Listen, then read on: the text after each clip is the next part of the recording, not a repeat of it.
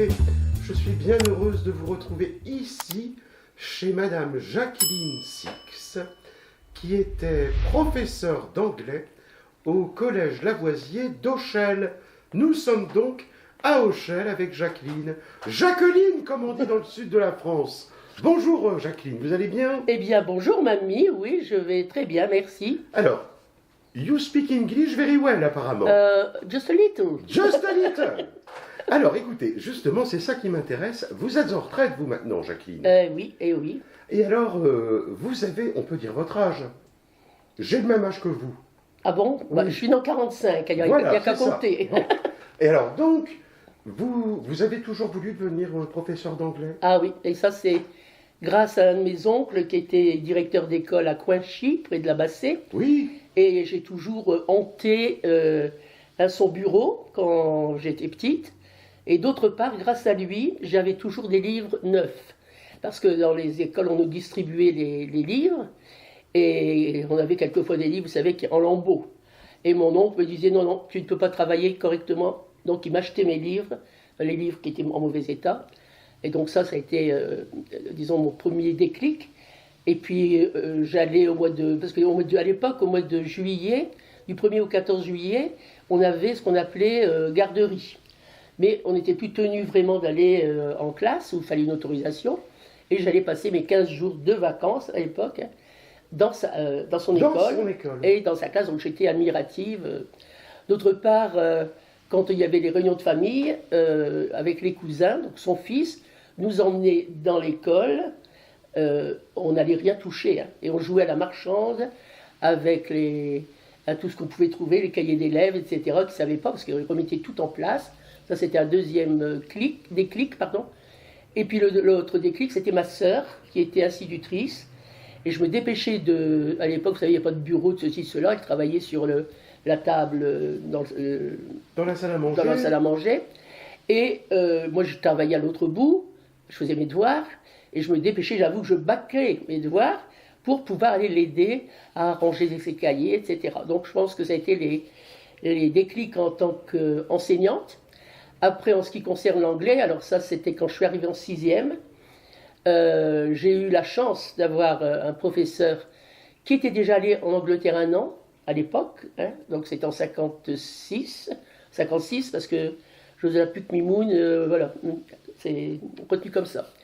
Et ce professeur nous a, disons, fait travailler de façon peut-être un petit peu très stricte, mais c'était une bonne méthode. Même si à l'époque je ne trouvais pas ça très bien. C'était déjà My Taylor is Rich? Ah non, c'était pas ça. Ça, c'est la méthode à 6 000. Hein. Exactement. Comme disait mon mari, s'il avait eu assez d'argent, il aurait acheté celle à 12 000, n'est-ce pas? Non, moi c'était La Fékerst. Alors c'était la série rouge. Après, il y a eu la série verte, un petit peu édulcorée. Mais alors, avec un programme, quand je vois maintenant tout ce qu'on faisait en un an, c'était absolument extraordinaire. Mais c'est pas ça qui m'a passionné chez elle. C'était surtout qu'elle nous faisait écouter la BBC. Elle nous faisait comment dire, elle nous passait toutes les semaines des photos allant de Londres, etc. La première fois que je suis allée à Londres, j'avais l'impression de connaître Londres comme ma poche, parce que... Vous faisiez aussi, entre guillemets, de la civilisation anglaise. Voilà, tout à fait. Et puis, elle nous a appris, je connais des tas de ce qu'on appelle des nursery rhymes, c'est-à-dire les petites chansons pour enfants, hein, ce qu'Hervé maintenant compose. Et donc tout ça, des poèmes de Wordsworth, dont je me souviens encore. The daffodils, I wandered lonely as a cloud that floats on high or waves and hills. Et tout ça, c'est Madame Magnas, je la cite parce que elle a été vraiment quelqu'un de remarquable. Et j'ai eu la chance de la voir pendant 4 ans. Donc, alors elle arrive à moto, je précise aussi, hein, pour vous dire déjà, 6e, mais la prof arrive à moto, le casque, etc. C'était une femme moderne. C'était une femme très moderne et j'irais d'avant-garde, je vais dire. Hein. Donc, alors, évidemment, ce qui était peut-être un petit peu répréhensible, c'était ses méthodes de correction, parce que les corrections, c'était les devoirs, 5 phrases de thème. Et on avait 5 phrases de 4 ou 0. Alors, quand je dis 0, c'est-à-dire que l'on fasse la faute du S du pluriel, qui est une faute, souvent d'inattention, et puis le S de la 3e personne du singulier, qui est quelque chose de très important, vous ne voulez pas savoir. c'était 0. Alors on savait nos notes d'avance, c'était 0, 4, enfin, etc. Mais par contre, ça nous obligeait à faire un effort extraordinaire, parce qu'il fallait se concentrer, savoir qu'il ne fallait pas oublier ceci, cela. Donc voilà, donc quand je suis arrivé, je suis parti après la troisième au lycée. Alors moi je voulais partir déjà en quatrième, pour faire une deuxième langue. Mes parents n'ont pas voulu à l'époque, ta sœur est restée à Auchel jusqu'en troisième, tu restes à... Bon, puis pas de rébellion non plus à l'époque. Donc je suis parti en seconde à Bruay, et j'étais tout de suite en tête de classe, donc en anglais j'entends. Donc ceci expliquait bien entendu cela. Et puis cette année-là, en seconde, on nous a proposé un voyage d'échange avec l'île Yorkshire. Et quand j'ai parlé de ça à mes parents, mon père était ouvrier, il travaillait pour les mines en tant qu'ajusteur, donc au jour, donc petit salaire. Et ma mère cousait pour la famille, etc. Mais ma mère me dit, c'est pas possible. Puis après renseignement, je pouvais avoir une bourse pour, etc. Donc je suis parti à 15 ans pour la première fois en Angleterre. Parce que je suis quand même quelqu'un qui aime... un peu aventureuse. Oui, bon, ça c'est resté de toute façon. Donc à 15 ans, je suis parti en Angleterre, 3 semaines avec un retour, 3 semaines avec la correspondante. Et comme la correspondante n'avait pas envie de parler français, moi, pour les 3 semaines d'anglais, ça m'a fait 6 semaines d'anglais. Voilà, donc voilà. Donc forcément en première, j'étais de plus en plus à l'aise en anglais, en terminale, j'étais toujours en tête en anglais. Et puis je me souviens toujours de cette fois, parce que même en terminale, on était sur l'estrade, et puis le prof posait les questions, etc. Puis d'un seul coup, il s'arrête. Mon jeune fille est Vaillant. Vaillant, qu'est-ce que vous faites l'année prochaine? Je sais pas. Je ne lui avais pas dit, mais j'avais écrit à Merville. Je voulais faire quelque chose avec l'anglais, mais je ne savais pas quoi exactement. Et j'avais écrit à droite, à gauche. Je dis, je ne sais pas. Je vous rapporte un dossier d'inscription pour la fac. Hein, parce que lui, il était lecteur à la fac de Lille. Il avait des entrées. Disons qu'il des connaissances. Voilà, c'est ça. Donc, la semaine suivante, il me rapportait un dossier, et puis les choses se sont faites comme ça. Alors à l'époque, vous savez, bon évidemment, il n'y avait pas Parcoursup et tout le reste. J'ai pris le train toute seule, j'avais jamais pris le train toute seule pour aller à Lille, se présenter, etc. Enfin bon, bref, et puis voilà, l'affaire s'est faite comme ça. Et alors à l'époque, c'était encore la fac dans Lille, rue Angelier, la fac Angelier, ce très beau bâtiment, et la bibliothèque qui était en face, très beau bâtiment aussi, donc j'en garde un souvenir.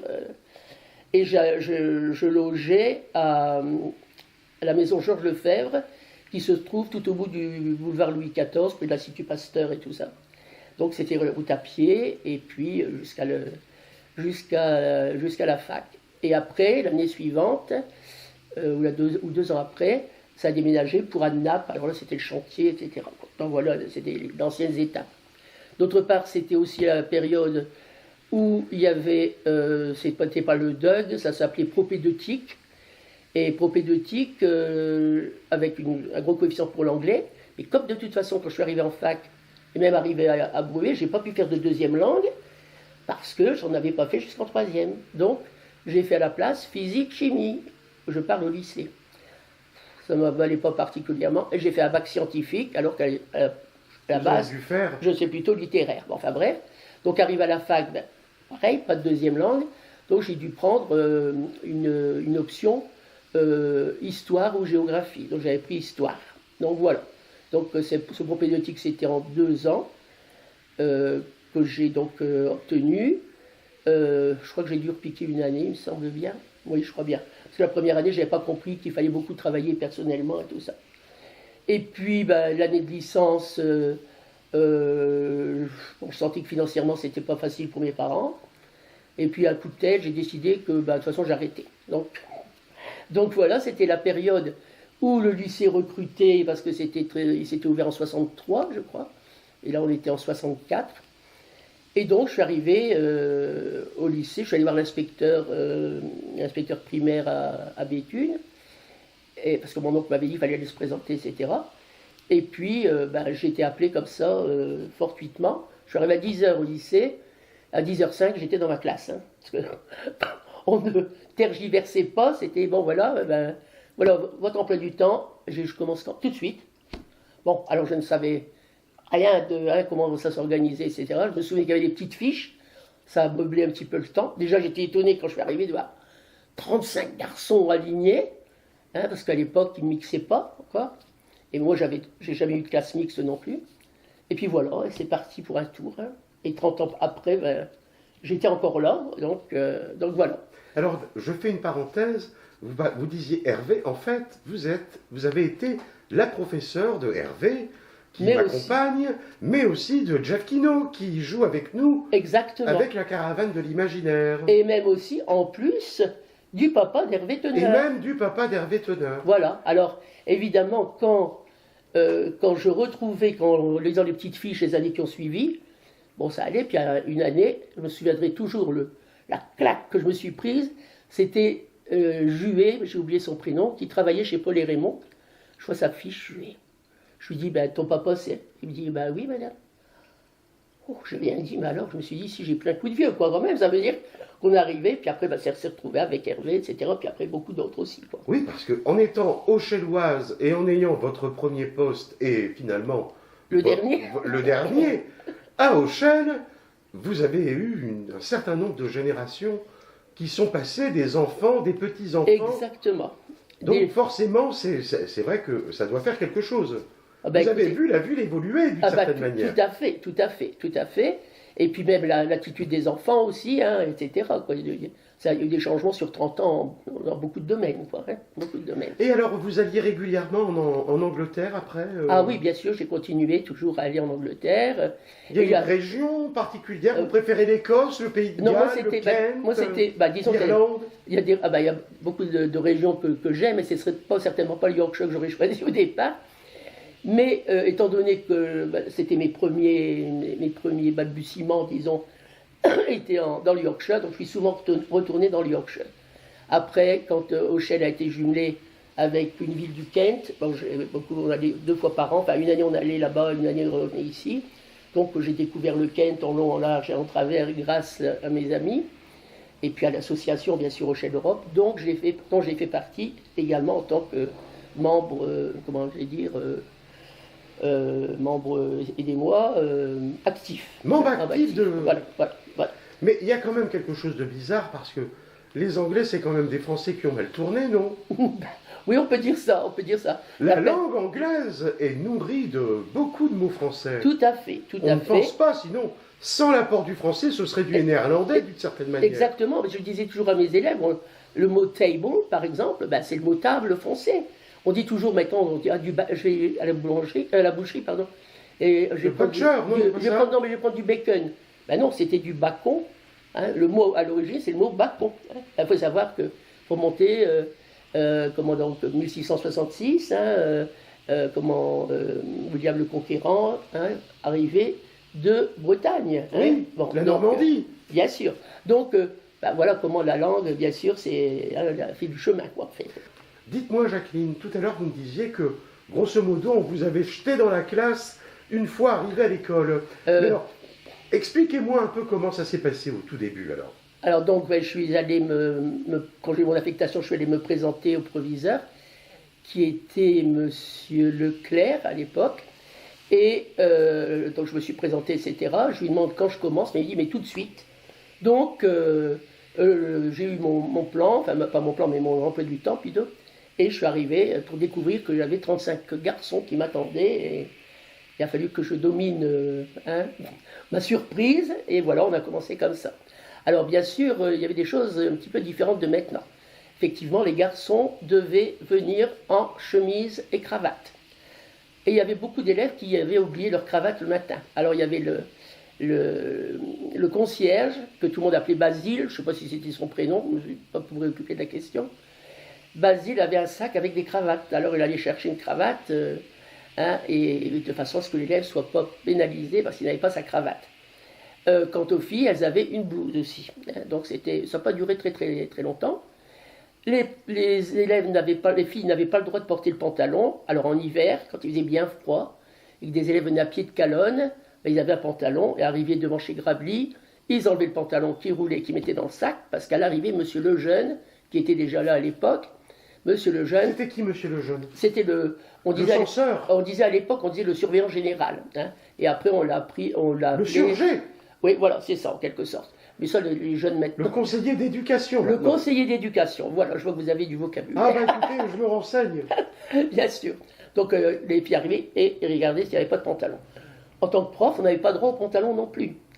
Hein, on pensait que c'était quand même à une époque Subversif. du chemin à faire. Et puis pas de talons aiguilles pour les, enfin talons hauts pour les professeurs femmes, parce qu'on pouvait abîmer les estrades. Alors l'histoire du pantalon, c'était quand même bien pratique l'hiver. Donc comme j'avais un caractère déjà un petit peu d'avant, on a décidé avec trois jeunes collègues, d'arriver le lundi en pantalon. Alors on s'est dit, bah, si on est 4 en pantalon, on va bien voir. Le proviseur est passé, il a regardé, il a vu nos pantalons, et il a continué son chemin. On avait donc gagné une bataille. Hein. Donc voilà. Et une fois que les professeurs avaient mis le pantalon, je présume que les filles des classes, elles ont eu envie Petit à petit, pas tout de suite, mais ça s'est fait petit à petit. C'était des choses, je n'ai pas compris pourquoi. 68, enfin, peut-être qu'elle a changé les choses. Voilà, à 68, oui, j'ai été piqué de grève en 68. À quelle époque aussi, à quelle aventure, là. Je me souviens de la place d'Auchel noire de monde, alors des manifestations, etc. Enfin bon, donc voilà, les choses ont changé après, en bien, en mal. Bien sûr, pour certaines choses, certainement, il y a eu des progrès. Vous avez vu l'évolution du programme d'anglais en 30 ans ou il a beaucoup changé Ah oui, bien sûr, bien sûr. Qu'est-ce que l'on faisait, par exemple, au départ que l'on ne faisait plus ou peut-être qu'est-ce que l'on ne faisait pas au départ et que l'on a fait après, par exemple Eh bien, parce qu'on dit souvent ce qui a disparu, mais il y a d'autres choses qui apparaissent. Voilà, alors de toute façon, au départ, c'était la méthode traditionnelle que moi j'avais connue en tant qu'élève. Hein, on lisait, etc. Comme il n'y avait pas d'enregistrement, on faisait de la phonétique encore, et des dictées de phonétique. Mais vous savez que moi j'ai connu un enseignant en CM2 qui apprenait l'alphabet phonétique international à ses élèves en vue de l'anglais. Ben voilà, c'était pas idiot du tout, puisque moi j'ai retrouvé des documents où on avait les dictées en phonétique dans un sens ou dans l'autre. Je me dis maintenant, mais la nécessité, enfin l'utilité, c'était parce qu'on n'avait pas de support oral. Alors on est passé ensuite à une méthode audio-orale, Bon, enfin j'ai jamais trop aimé cette méthode-là, pour arriver ensuite à la méthode audiovisuelle que certains élèves ont connue. Hein, Where's Brian? He's in the kitchen. Vous disiez à un élève. Alors on écoutait la bande magnétique, on répétait, on faisait des activités autour de ça. Et là, c'était avec le fameux livre Speak English. Et là, vraiment, ça devenait intéressant. Et je sais que mon fils, il a voulu à tout prix partir en Angleterre parce que sa sœur y partait à Pâques. Et je ne dis pas qu'il parlait anglais couramment, c'est pas ça du tout, mais il était capable d'utiliser les mots de la conversation normale, quoi, si vous voulez. Donc il y avait quand même un progrès, parce qu'on pouvait avoir fait quelquefois, je ne sais pas moi, 4 ans d'anglais, on savait très bien que il s'était passé tel ou tel événement, l'invincible Armada, etc. On savait que le prêtre... Hastings, c'est ça? Je ne sais plus comment on le dit, mais ça va être ça, Hastings, c'est ça? Hastings, voilà. Non, mais ça c'était après, hein, l'invincible Armada, c'était au XVIIe siècle. Ah oui, oh mon Dieu, oui. Ça c'est bien avant, ça. Oui, tout à fait. La tapisserie de Bayeux. Ah oui, mais ça, il faut remonter. Mais là, je veux dire que... Bon, alors on apprenait tout ça, des textes, ou alors je me souviens d'un texte, c'était à l'église. Alors le prêtre entre, il prend le bénitier, etc. Allez, remettre ça dans la conversation courante, c'est assez difficile. Tandis que là, c'était vraiment du vocabulaire pratique, etc. Donc une méthode, moi, qui m'a vraiment changé. Je gardais certaines choses de l'ancienne méthode qui pouvaient avoir du bien, à tel point que j'avais eu une même classe, c'était d'ailleurs la classe d'Olivier, pas part que je vérifie si d'autres élèves que j'ai revus étaient dans cette classe. Je les ai eus en 6e et 5e, et j'avais un jeune collègue sorti du centre de formation, et qui vient. Alors on retrouve des élèves des deux classes en 4e, des classes mélangées. Et ce collègue vient me voir et me dit, écoute, tu sais, il dit, tes élèves sont aussi bons que les miens à l'oral, mais à l'écrit, les tiens sont meilleurs, comment tu fais? Donc je lui ai dit, j'ai gardé les méthodes de l'ancienne. Donc dans chaque méthode, il y avait du bon et du moins bon, hein, mais le problème, c'était que tout au début, il y avait des gens qui n'avaient jamais mis le pied en Angleterre, et qui faisaient prof d'anglais. Ben voilà. Alors, c'était particulièrement tous les élèves qui venaient de Victor Hugo après. Hein. Parce que quand je suis arrivé au lycée, enfin au collège, il n'y avait que des quatrièmes et troisièmes. Et alors la première année, il y a eu des troisièmes, l'année suivante, il y a eu quatrième et troisième, puis cinquième, quatrième, troisième, puis sixième. Et de même pour le lycée, il y avait, la première année, il y avait les terminales. Ensuite, il y a eu première terminale, ainsi de suite, de façon, parce que ça se mettait en route. Oui, bien sûr. Donc voilà. Alors, au point de vue des anecdotes, je me souviens donc de ces rentrées, chemises, cravates, etc. Les élèves rangés dans la cour, en randonnion. En randonnion, en silence. On venait les chercher en haut du perron, et puis on les faisait monter, arrêter au premier virage, si je puis dire, parce que bon, il faut savoir que le lycée est fait dans le bâtiment des grands bureaux, donc pas une structure faite pour un établissement scolaire au départ. Donc il y avait plusieurs virages, et à chaque virage, ils devaient s'arrêter en silence, et on continuait. Et moi, j'ai gardé, quand on entrait dans la classe, j'avais demandé aux élèves de ne pas s'asseoir avant que je ne leur dise, parce que c'était une façon pour moi de leur dire bonjour. Donc ils savaient, ils étaient debout à leur table, et vous pourrez vous asseoir. Voilà, c'était encore les anciennes méthodes peut-être, mais personne ne rechignait, ça se passait facilement.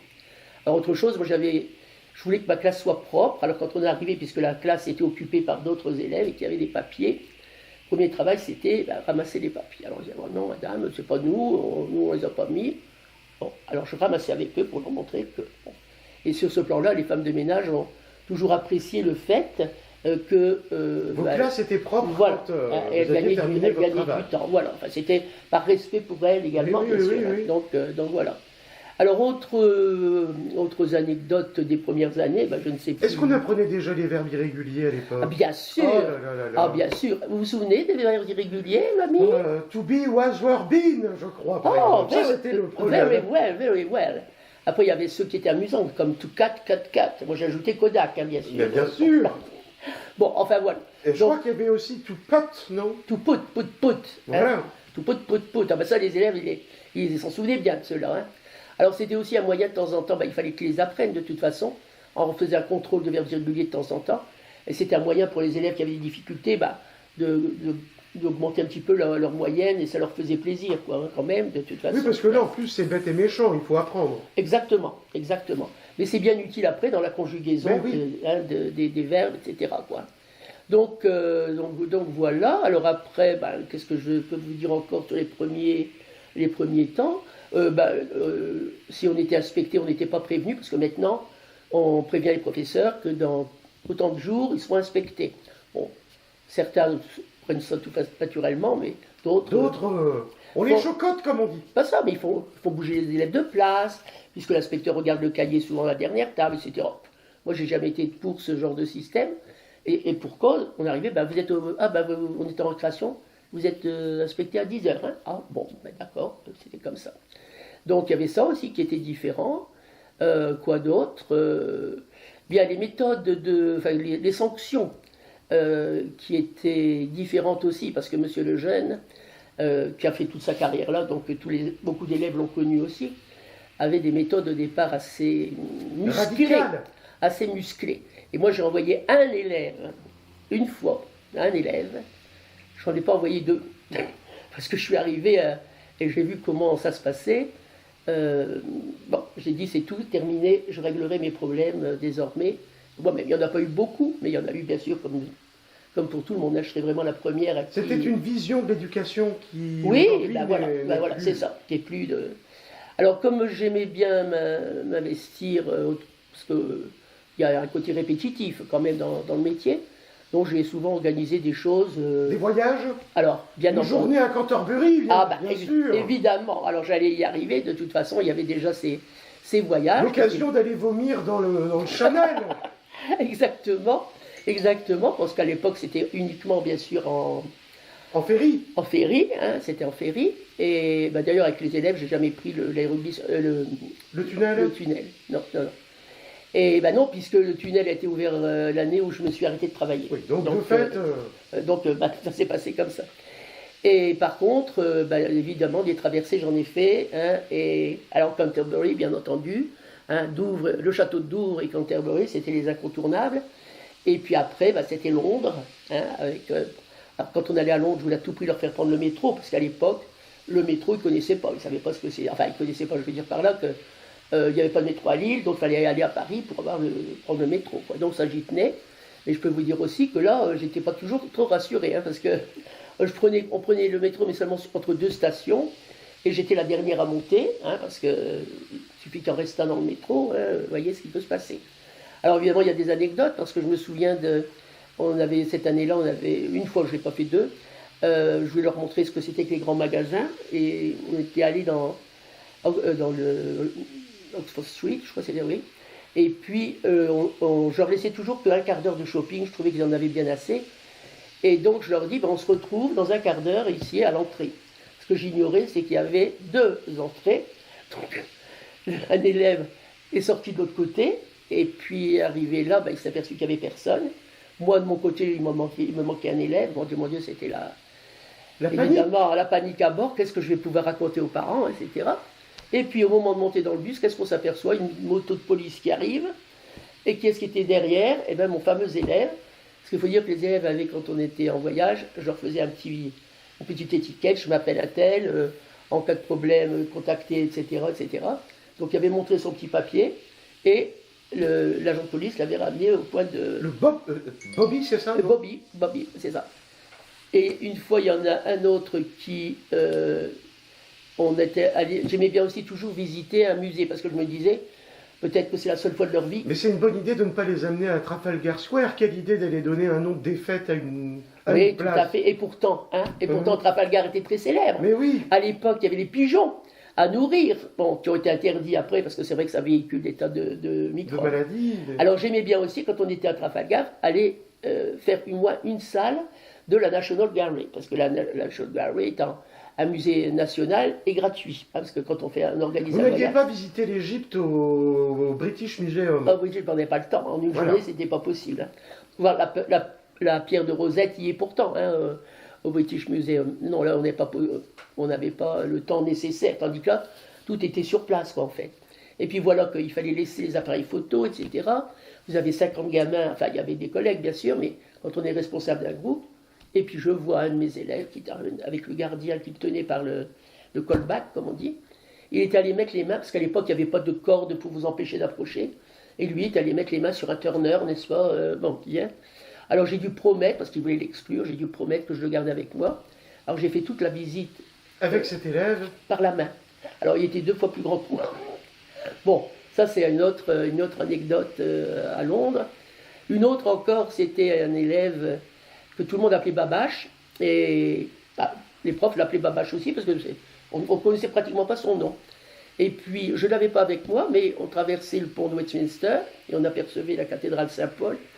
Puis il me disait, vous savez, madame, hein, mais l'anglais, j'y arrive pas, je ne sais pas.